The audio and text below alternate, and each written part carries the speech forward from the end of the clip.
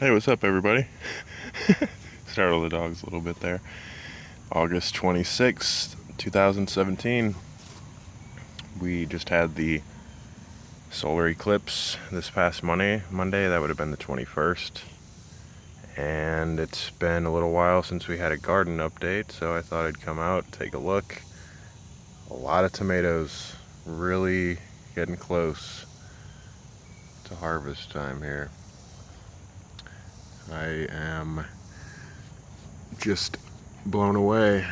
I'm sitting down right now on the ground looking up. That is the San Marzano. That's the top of the Brandywine. And then over there, far right, cherry tomato. You can see some on there. Those poles are 10 feet long. It is 10-foot 3/4 inch galvanized EMT that I hammered into the ground about 1.5 feet. That's all I can do at this point to support these tomatoes. I mean, this is ridiculous. I don't know. We're nearing the end of August. I don't know how much more of these are going to grow, but the Brandywine. I'll stand up now. So this is basically eye level with me right now. I'm just hanging out back here with tomatoes and do a lot of pruning from this spot. So if I stand up,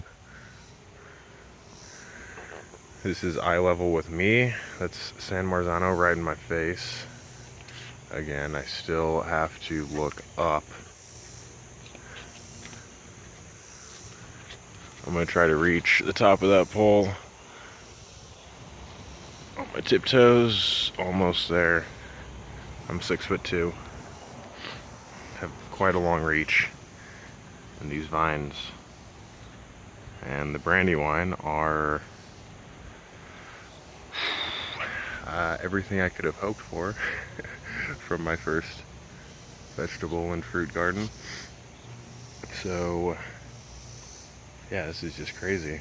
I'm gonna have so many San Marzanos here very soon, and a ton of aromas. You can peek in through here, through the shade. So again, maybe you're just seeing these videos for the first time. I apologize if you've seen them all, but the aroma is a little bit different than the other tomatoes because of how it grew. It broke very early on and split out basically into 3 separate sections here. And then there was another one that just came up through the middle. I ended up chopping that because it was just growing right in the shade there. So probably could have cloned that, but I just ended up chopping it. And each one of these Roma stems has just a ton of fruit. All these clusters are so dense. And then back up. And I've already harvested quite a few and taken some into the office and given them some away to friends. They just keep coming. Brandywine. It's probably the lowest fruit right now. There's a few on that cluster. And then that's a pretty nice one there. It'd be hard with the light to see that, but just starting to turn. And this one over here, it's split open a little bit, kind of moldy. It may be a good candidate for seeds. I was reading about how to save seeds of tomatoes because I want to save seeds from each one of these plants for next year. And I guess you have to let them ferment for a few days. You take the seeds and the gel, dilute with a little bit of water, and then set it aside for, I guess, anywhere between 2 and 4 days until it starts to ferment. At which point you remove them from that moldy solution that they're in. It's supposed to help the seeds become more fertile and increase the germination rate. So we'll give that a try.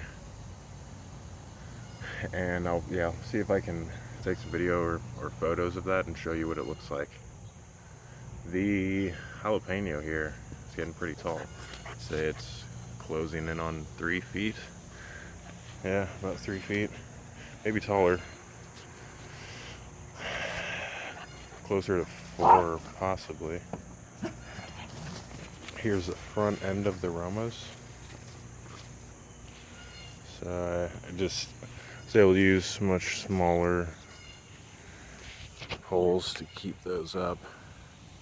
The sun is at a terrible angle right now. Yeah, hopefully you can see this.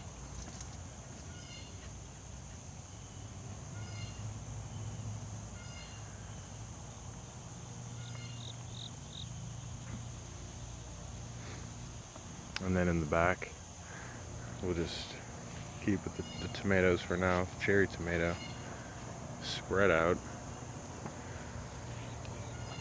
kind of split down here, all the way in right there. You can see where it's split, and then that's why it almost does a 90-degree, covers that whole corner, and then almost to the front of the bed. This is the corner.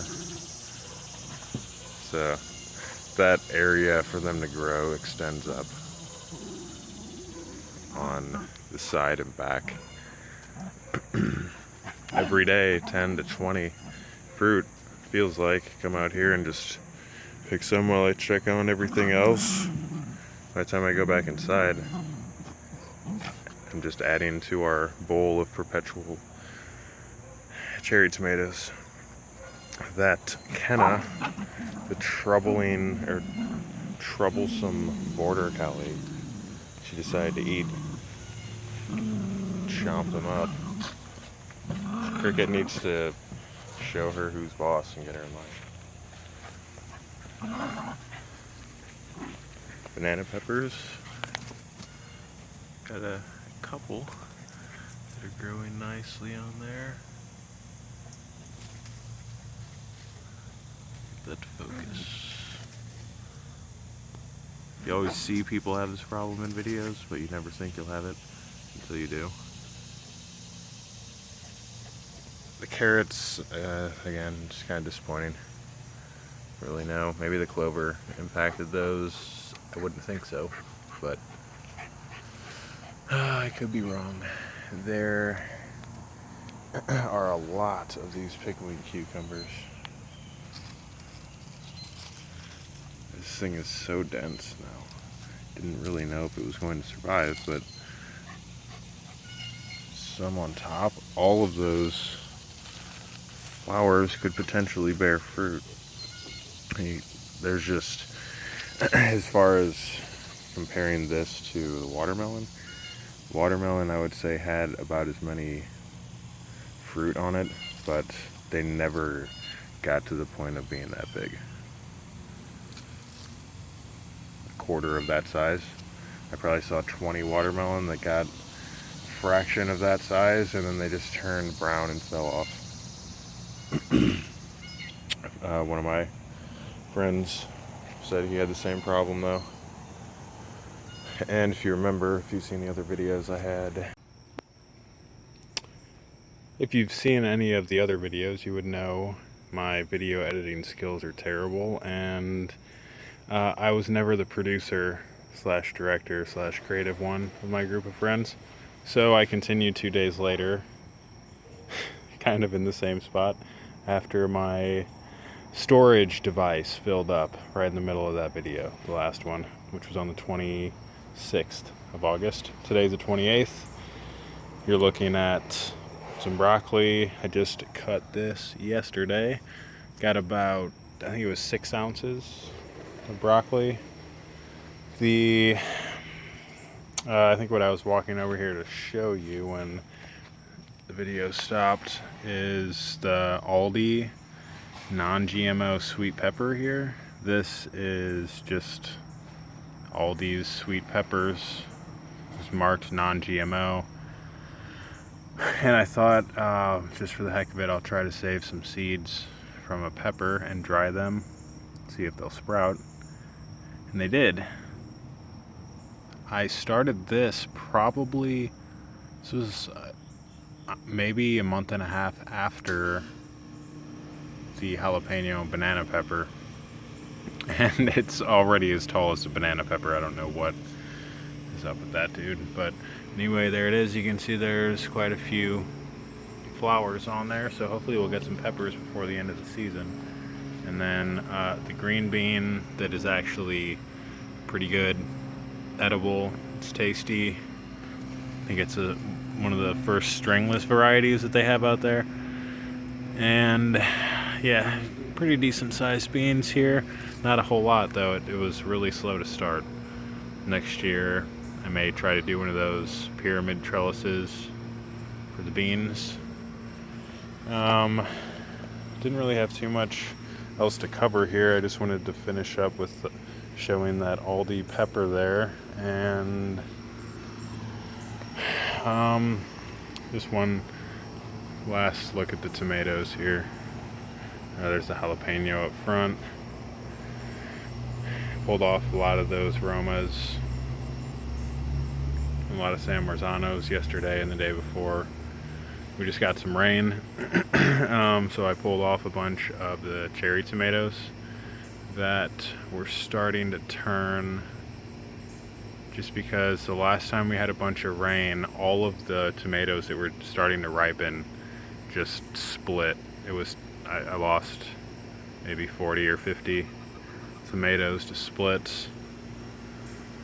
So there we go, August 28th. Sorry about the terrible interruption there in the previous clip, but peace out, take it easy, everybody.